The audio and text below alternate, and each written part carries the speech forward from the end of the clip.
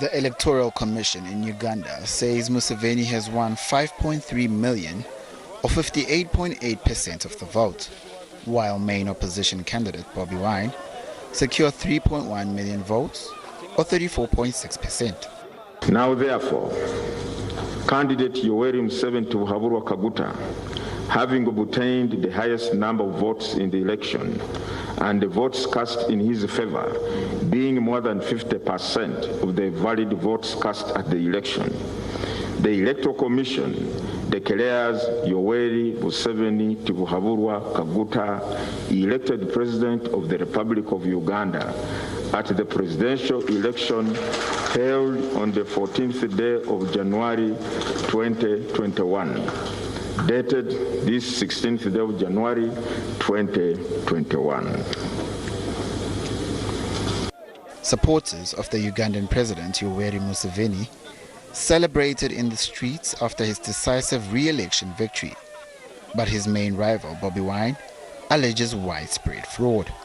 He's called on citizens to reject the result, labeling it a coup against the will of the people of Uganda. The singer turned lawmaker says his home in the capital, Kampala, is surrounded by hundreds of soldiers and that the military is blocking him from leaving. General Museveni is fabricating those results, and that is why he has completely shut down the internet, switched off all the phone numbers of my wife and all the leadership of our party. The Army's deputy spokesperson says that security forces at Wine's house were assessing threats that he could face by going out.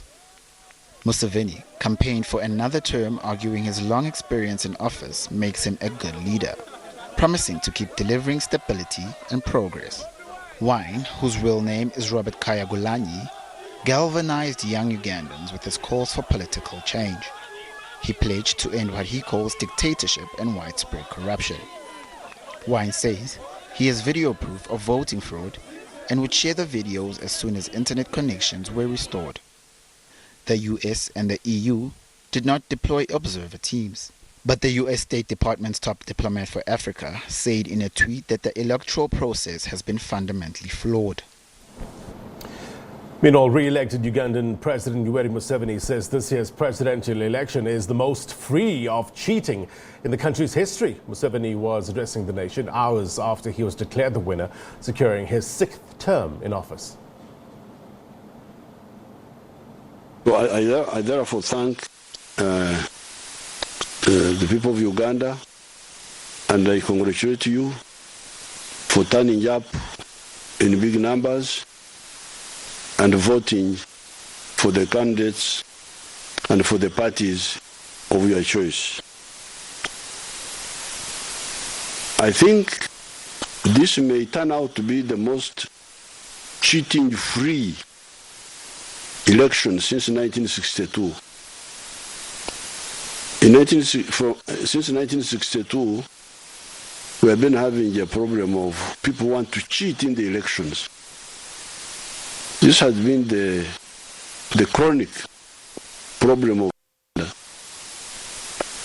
multiple voting, underage voting, we had the ballot stuffing,